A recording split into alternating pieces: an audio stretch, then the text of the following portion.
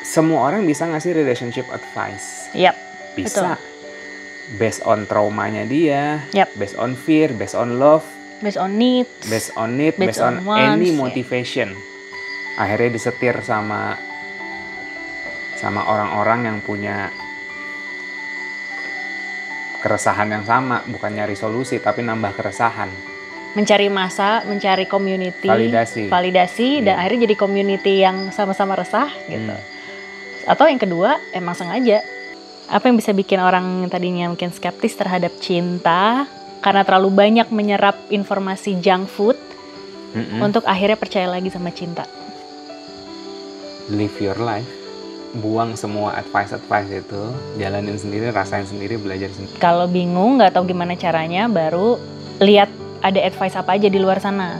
Karena advice orang pasti berguna in a sense nggak sih? Tapi kayak gimana memprioritaskan itu gitu. Tapi setidaknya dia nyari advice itu berasal dari keingintahuan, bukan dicekokin. Selamat datang di Sapio Pato. Udah lama nih kita nggak ngobrol berdua. Iya benar.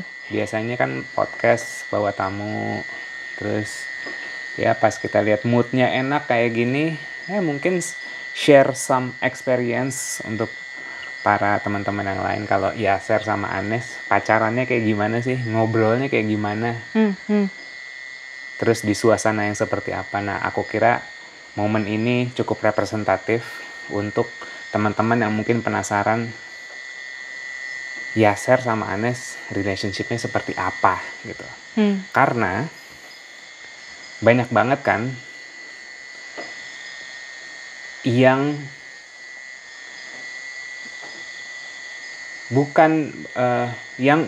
bukan maksudku show off ya, tapi nggak memperlihatkan gimana relationship dia terhadap pasangannya secara raw, tapi dia ngasih relationship advice. Oke. Gitu. Semua orang bisa ngasih relationship advice. Yap.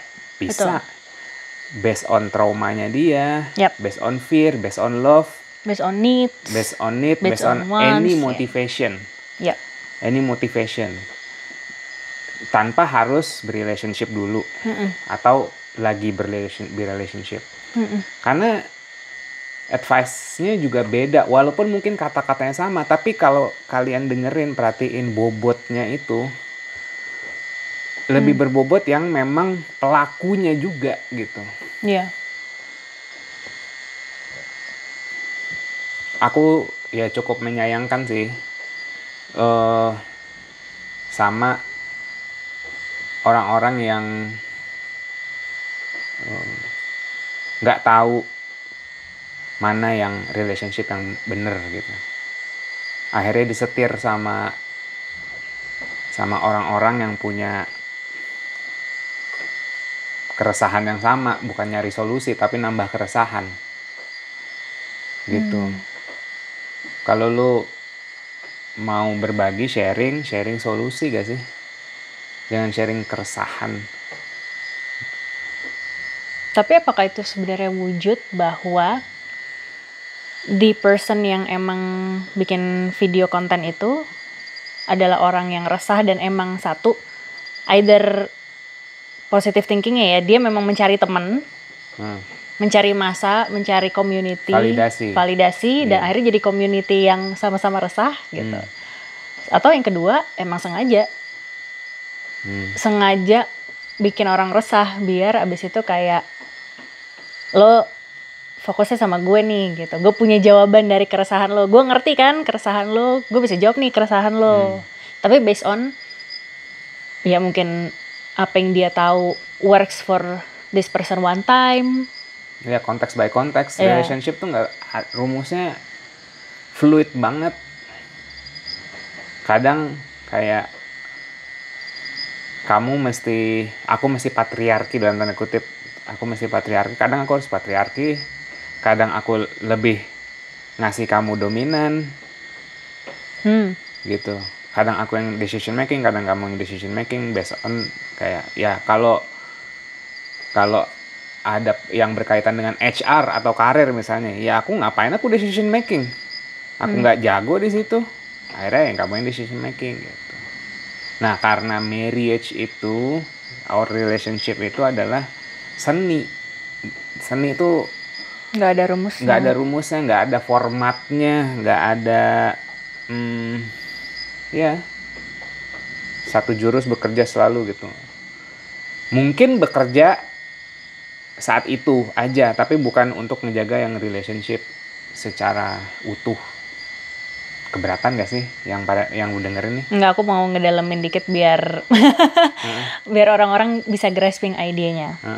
Artinya untuk mempersimpel, kamu patriarki juga, tapi kamu menggunakan patriarki as a tools ketika memang konteksnya dibutuhkan dalam relationship kita. Iya. Gitu kan? Iya. Tapi ada cara kebalikannya patriarki. Matriarki, let's say. Let's say matriarki, oke. Kasih contoh dong, kapan kamu patriarki di relationship kita dan kapan kamu matriarki di relationship kita? Ya itu based on decision apa yang mau diambil. Siapa yang lebih tahu, siapa yang lebih jago, siapa yang lebih experience, siapa yang lebih confident, siapa yang lebih jelas, clear ngelihat masalah itu dan tahu solusinya.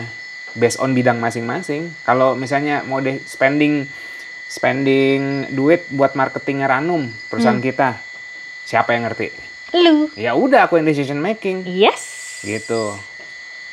Kayak gitu, based on itu. Kalau aku yang decision making apa? Karena ya I think most of the time now gue senang-senang aja sih decision making diambil sama lo. Ini yang berkaitan dengan feeling. Contohnya? Misalnya, ayo mau vibe ngedate kayak gimana? Misalnya kayak gitu. Atau kayak kamu mau gunung atau mau pantai? Oh, kamu gitu. nanya ke aku untuk aku decision making. Based on your feeling. Aku lagi sering gitu. Gitu. Dengan feeling kamu fulfill, diturutin, kamu jadi ceria. Kamu ceria, gue seneng gitu. Kan simple. Double ya. Simple. Daripada milih A dan B, ambil salah satunya supaya salah satunya dapat juga gitu ya. Iya. But anyway, kita balik lagi. Tuh, kedalaman lagi kan? Nggak apa-apa, aku membantu kamu untuk berekspresi. Oke. Kan kamu berekspresi ke aku kan. Aku udah lama tahu nggak dengerin kamu berekspresi yang nggak pakai nada gas. Oke. Jadi kan tadi yang aku tangkap sebenarnya ada terlalu banyak informasi tentang relationship yang dibagikan oleh semua orang. Artinya dari banyaknya pilihan itu, tugas atau tanggung jawab kita adalah memilih advice mana yang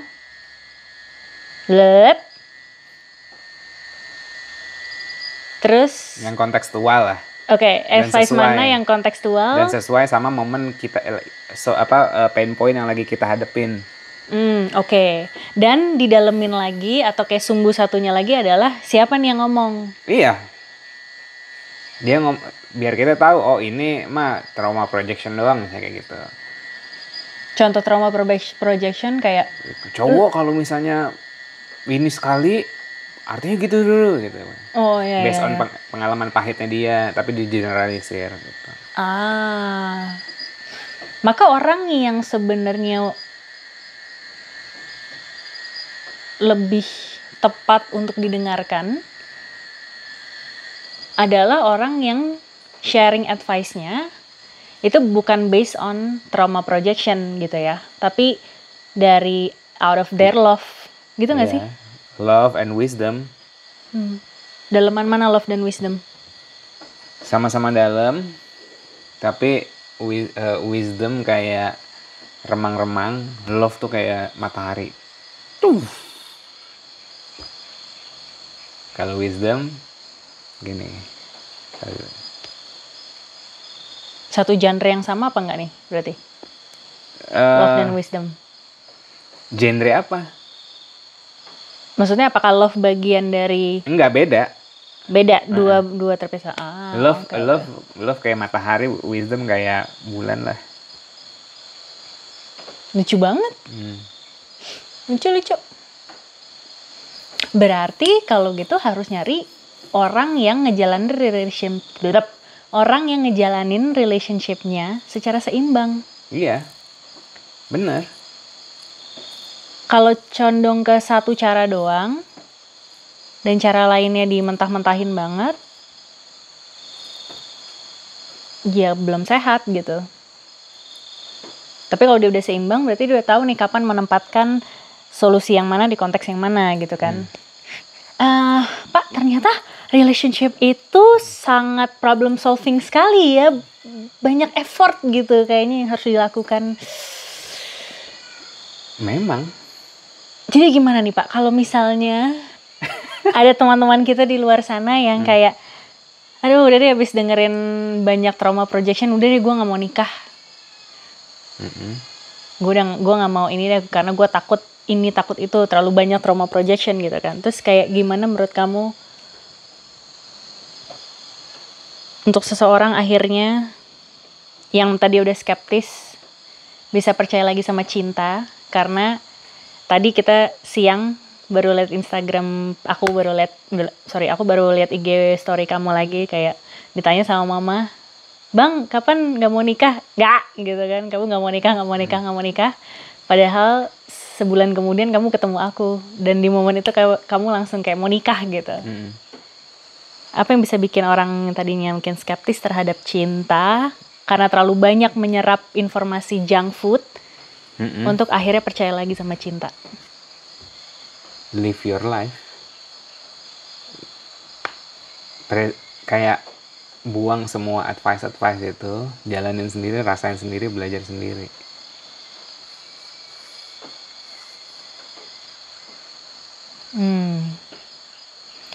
Kalau bingung nggak tahu gimana caranya, baru lihat ada advice apa aja di luar sana. Karena advice orang pasti berguna in a sense nggak sih? Tapi kayak gimana memprioritaskan itu gitu. Tapi setidaknya dia nyari advice itu berasal dari keingintahuan, bukan dicekokin. Oke. Ya. Relationship harus gini, cewek harus gini, cowok harus gini, itu kan kecekok, wah overwhelmed. Gue pernah lo di posisi itu. Iya, overwhelmed kan. Nah, carilah relationship advice di saat lu butuh. Bukan dijalanin aja belum, lu telan semua tuh advice-nya. Kagak jalan-jalan. Jadi mendingan jalan, jatuh, sakit hati, patah hati dulu, baru kemudian kita seeking advice daripada kayak gak jalan-jalan sama sekali. Itu lebih, ya itu mendingan. Tapi lebih mendingan lagi, sebelum lu mau jatuh, lu seeking advice, biar lu gak jatuh. Tapi kan gak semua orang punya privilege kayak kamu untuk bisa ngelihat kapan ini jurang, kapan ini mau jatuh gitu loh. Kecerdasan kontekstual kalau bahasa aku ke kamu tuh. Ya demi membangun survival skill lu gak apa-apa sih. Maksudnya? Kalau emang harus jatuh, udah diusahain tapi tetap jatuh, ya artinya memang itu disuruh naik kelas. Yeah, that's a good point of view. Yeah.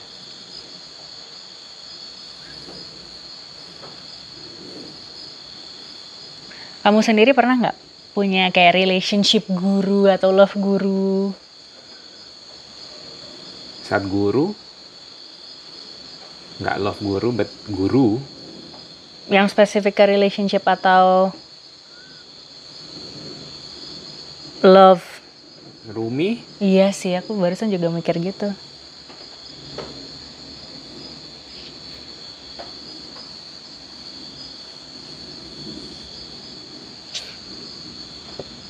Yang westernnya? Atau yang easternnya? Rumi kan agak di tengah tuh, Turki. Nggak ada. Percampuran antara barat dan timur jadinya kayak unity kayak gitu. Jadi whole, dan ketika jadi whole akhirnya jadi cinta yang utuh dan indah gitu dan sehat.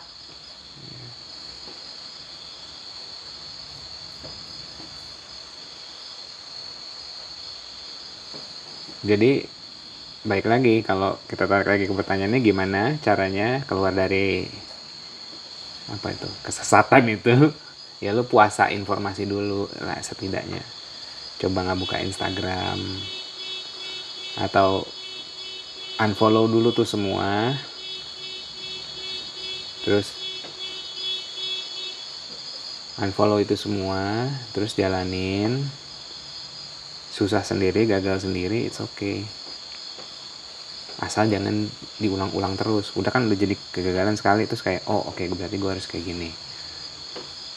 Relationship tuh skill susah tau, nggak bisa lu acquire langsung dapet gitu. Bisa skillnya karena udah nikah berarti relationship lu bagus, belum tentu. Kita udah digembleng dari kecil sih ya.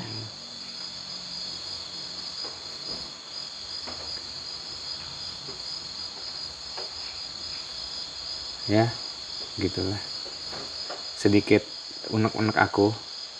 Dan mungkin kamu juga ada mau terwakili. So teman-teman, begitulah kalau kita ngobrol.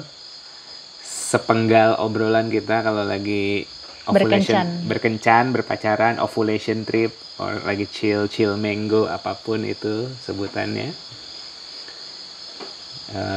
Ya kalau kamu enjoy, kita dengan senang hati akan berbagi lagi nanti. Kalau terlalu berat, coba baca buku lagi lebih banyak. Kalau ada saran dan tema obrolan, mungkin tulis di kolom komen. Mungkin next video bisa kita bahas. See you. Ya, thank you. Bye-bye.